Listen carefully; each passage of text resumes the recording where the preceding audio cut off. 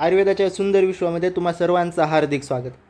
आज आपण आपल्या BAMS सेकंड इयरमधील द्रव्यगुण या सब्जेक्टमधील एक IMP द्रव्य पाहणार आहोत, ज्या द्रव्याचं नाव आहे अग्निमंथ। आज आपण अग्निमंथ या द्रव्याविषयी माहिती पाहणार आहोत। हे द्रव्य आपण आपल्या PGची एक्झाम असेल किंवा अदर काही ज्या काही कॉम्पिटिटिव्ह एक्झाम असेल, ज्या पद्धतीने MPSC, UPSC किंवा MOच्या ज्या काही एक्झाम असतील त्या एक्झामच्या दृष्टीने आपण पाहणार आहोत। चला तर मग सुरुवात करूया। अग्निमंथ। सुरुवातीला आपण हे समजून घेऊया की या द्रव्याला अग्निमंथ असे का म्हणतात। तर अग्निमंथ या द्रव्यामध्ये दोन घटक येतात किंवा दोन शब्द येतात, एक आहे अग्नी आणि दुसरा आहे मंथ। अग्नी आणि मंथ। अग्नी म्हणजेच काय तर जाळ। अग्नी म्हणजेच जाळ, इंग्लिशमध्ये याला आपण फायर असं म्हणू शकतो। तर मंथ म्हणजे मंथन करणे। मंथ म्हणजे काय, मंथन करणे। ज्या पद्धतीने आपण दह्याचे मंथन करून ताक निर्माण केलं जातं। दह्याचं काय करतात, मंथन करतात व त्याच्यापासून ताकाची उत्पत्ती होते। म्हणजेच काय, मंथन म्हणजे घुसळणे किंवा हलवणे होय। अग्नी मंथ। पूर्वीच्या काळी किंवा ज्या वनस्पतीची लाकडे एकमेकांवर घासल्याच्या नंतर त्यापासून अग्नी उत्पन्न होतो, म्हणून त्याला अग्निमंथ असे म्हटले जाते। म्हणजेच ज्या वनस्पतीच्या लाकडांचे मंथन केल्यास, मंथन म्हणजेच काय, एकमेकांवर घासल्याच्या नंतर त्यातून अग्नी उत्पन्न होतो, म्हणून त्या वनस्पतीला अग्निमंथ असे म्हटले जाते। आपल्या लक्षात आलं की अग्निमंथला अग्निमंथ का म्हणतात, कारण की याच्या लाकडांचं एकमेकांवर मंथन केल्याच्या नंतर त्यापासून अग्नी उत्पन्न होतो, म्हणून यास अग्निमंथ असे म्हणतात। त्यानंतर आपल्या PGच्या किंवा इतर कॉम्पिटिटिव्ह एक्झामच्या दृष्टीने महत्त्वाचा असणारा पॉईंट म्हणजेच गण। अग्निमंथचा समावेश कोणत्या गणामध्ये केलेला आहे ते आपण पाहणार आहोत। त्यापूर्वी जेव्हा जेव्हा आपल्याला अग्निमंथ हे द्रव्य दिलं जाईल तेव्हा तेव्हा आपल्या डोळ्यासमोर अग्निदेव आले पाहिजेत।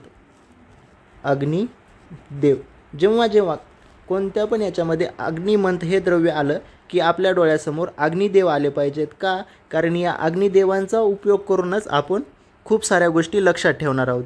आपली ट्रिक आहे ही, थोडक्यामध्ये काय आहे आपली ट्रिक। अग्निमंथला अग्निदेव।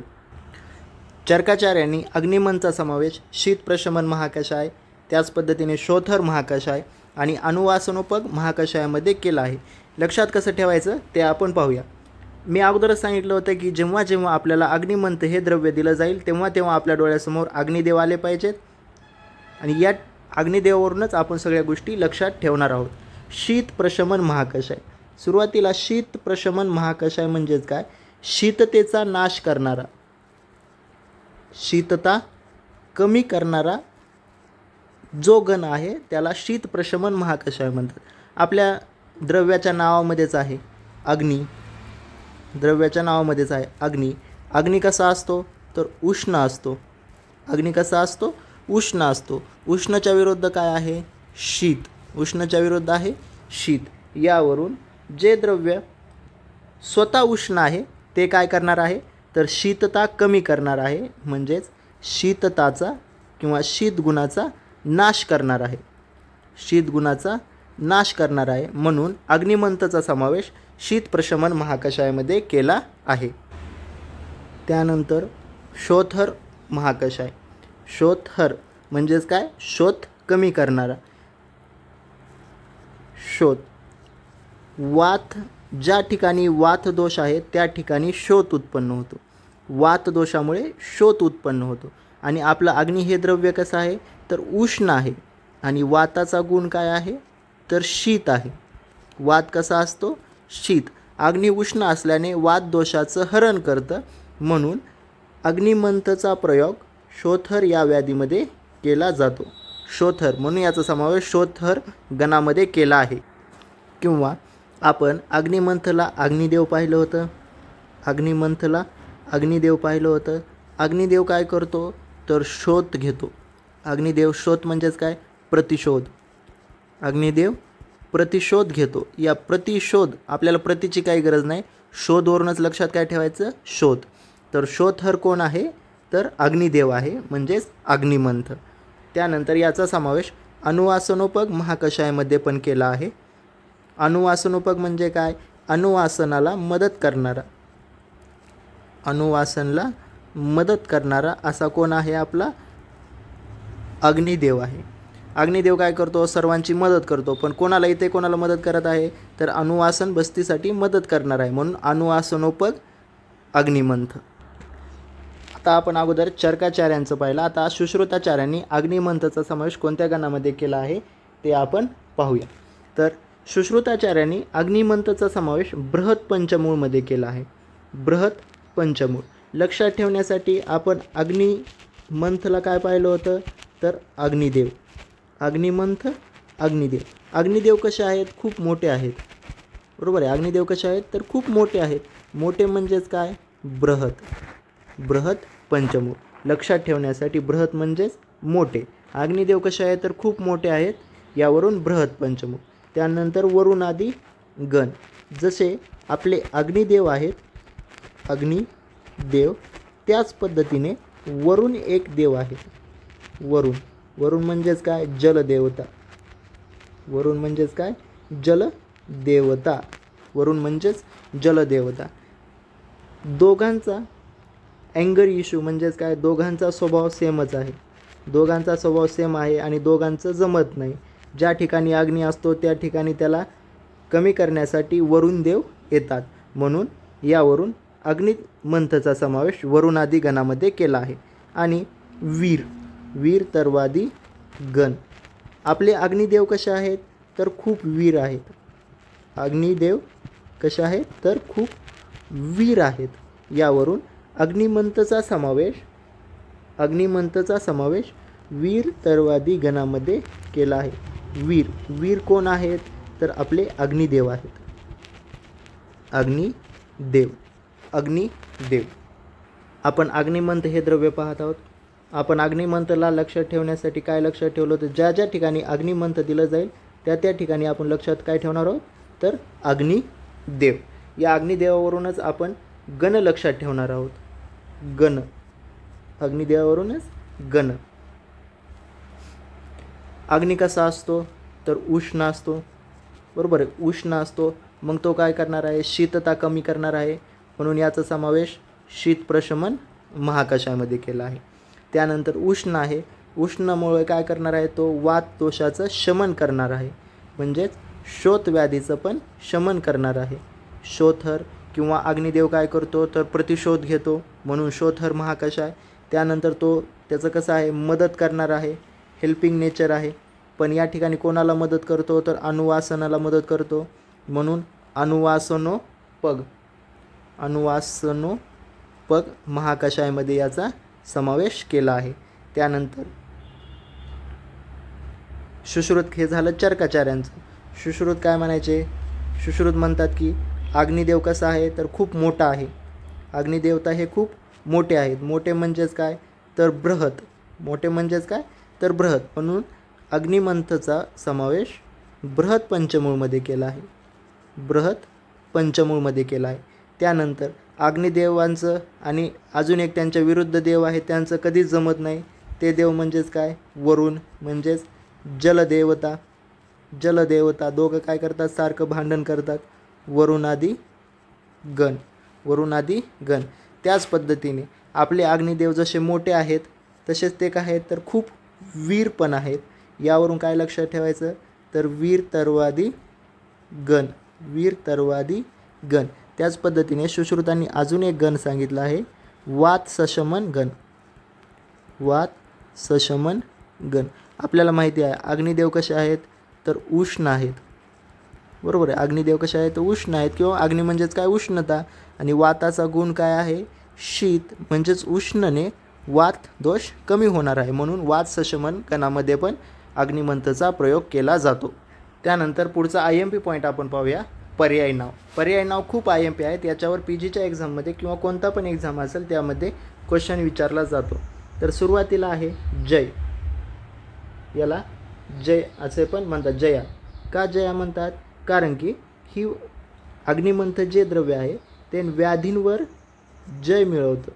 म्हणजेच काय? व्याधींवर जय, व्याधींचा नाश करतं, म्हणून याला जया असे पण म्हणतात.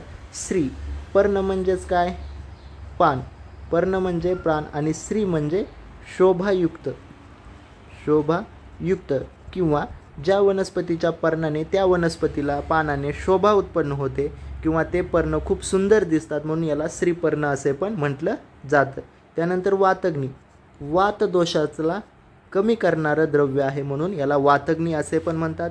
गणिकारिका, गणिकारिका, गण हा शब्द दोन ह्याच्यापासून बनला आहे. गणीचाच म्हणजेच काय? गण. गणी म्हणजेच गण, गणिकारिका म्हणजेच गण.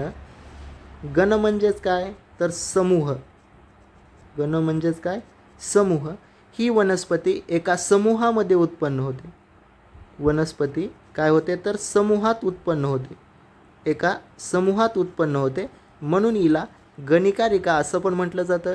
किंवा काही आचार्यांचं असं म्हणणं आहे की या वनस्पतीची गणना उत्तम औषधीमध्ये केली जाते. उत्तम औषधीमध्ये केली जाते, म्हणून याला गणिकारिका असे पण म्हटले जाते. त्यानंतर तक्रारी. तक्रारी का नाव देवलं आहे? कारण ही मनुष्याच्या तर्काला उत्तम बनवते. तर्काला उत्तम बनवते म्हणजेच काय? तर्क म्हणजेच बुद्धी किंवा इंटेलिजन्स, त्याला काय करते? उत्तम बनवते, म्हणून याला तर्कारी असे पण म्हटले जाते. त्यानंतर वैजयंती औषधामध्ये श्रेष्ठ द्रव्य आहे. वैजयंती औषधामध्ये श्रेष्ठ द्रव्य आहे, म्हणून याला वैजयंती असं पण नाव देण्यात आलेलं आहे. आपण पाहत आहोत अग्निमन द्रव्य. अग्निमन द्रव्यामध्ये आपण त्याचे पर्यायी नाव पाहत आहोत. यामध्ये आहे जया, श्रीपर्ण, वातग्नी, गणिकारिका, तक्रारी, वैजयंती. आता हे लक्षात कसं ठेवायचं ते आपण पाहूया. आपण पाहिलं होतं की अग्निमंथ म्हणजेच आपल्यासाठी काय होता? तर अग्निदेव. अग्निमंथ आपल्यासाठी काय आहे? अग्निमंथ, अग्निदेव. एक सेंटेन्स आहे, अग्निदेव की जय. अग्निदेव की जय. आपण कोणत्या पण देवतेचा काय करतो? तर जय जयकार करतो. त्याच पद्धतीने अग्निदेव की जय. अग्निदेव की म्हणजेच अग्निमंथ, जय म्हणजेच जया. त्यानंतर श्रीपर्ण लक्षात ठेवण्यासाठी श्री अग्निदेव. श्री अग्निदेव देवता आहेत, म्हणून आपल्या इथे काय करतात? देवतेला श्री लावलं जातं. श्री अग्निदेव. श्रीवरून श्रीपर्ण, अग्निदेववरून अग्निमंथ. वातग्नी विशेष काही लक्षात ठेवण्याचं गरज नाही, ते लगेच लक्षात येतं. वातग्नी. गणिकारिका. गणिकारिका, गणिकारिका गण, बरोबर आहे. गण. गण म्हणजेच काय? अग्निदेव. अग्निदेवांकडे काय आहे? खूप जास्त सैन्य आहे किंवा त्यांचे गण म्हणजेच काय? अग्निदेवांचे भक्तगण. अग्निदेवांचे भक्तगण. अग्निदेव, अग्निमंथ, गण, गणिकारिका. आणि तक्रारी. अग्निदेवांचा तर्क कसा असतो? तर उत्तम आहे. अग्निदेवांचा तर्क, अग्निदेवांचा तर्क उत्तम आहे, म्हणजेच अग्निदेव, अग्निमंथ, तर्क, तक्रार. त्यानंतर आता आपल्या लक्षात ठेवण्यासाठी अग्निदेवाला काय आवडते? तर वैजयंती नावाची मुलगी आवडते. अग्निदेवाला वैजयंती आवडते. अग्निदेवाला काय होते? तर वैजयंती आवडते. अग्निमंथ, अग्निदेव, अग्निमंथ, वैजयंती आवडते. लक्षात ठेवण्यासाठी अग्निदेव की जय. अग्निदेव, अग्निमंथ, जयवरून जया. त्यानंतर श्री अग्निदेव. श्रीपर्ण, अग्निदेव, अग्निमंथ. वातग्नी लक्षात राहण्यासाठी इझी आहे. त्यानंतर गणिकारिका. अग्निदेव के भक्तगण. अग्निदेवांचे भक्तगण. गणवरून गणिकारिका. अग्निदेवांचा तर्क कसा आहे? तर उत्तम आहे. अग्निदेव हुशार आहेत, म्हणजे त्यांचा तर्क उत्तम आहे. यावरून तर्कवरून तक्रारी.